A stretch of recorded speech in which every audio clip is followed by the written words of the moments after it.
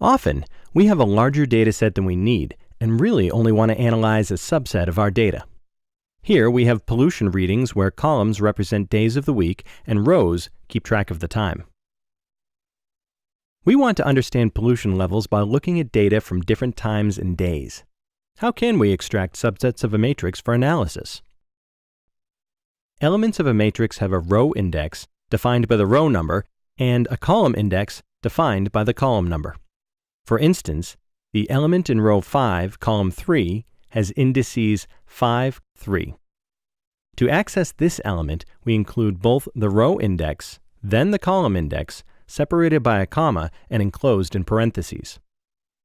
But how would we extract a larger subset of a matrix, say the data that are in both rows 1 and 5 and in columns 2 through 4? Instead of accessing each element one by one, we'll access all of these elements at the same time.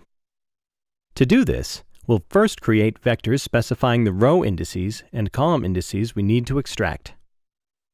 So here, the variable rows is a 2-element vector of our desired row indices, and the variable cols is a 3-element vector of our column indices, which we enclose in parentheses. And look at that! The result is a 2x3 matrix containing exactly the subset of data we wanted. When analyzing data, you might find yourself needing to extract an entire row or column. Extracting a whole row or column of data is so common, there's a shortcut. A single colon references all of the elements in that dimension together. That's better.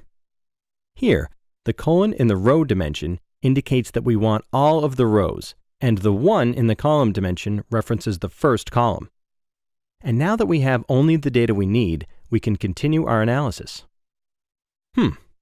Because the first column represents readings on a Monday, we can conclude pollution levels rise quite a bit on this weekday afternoon.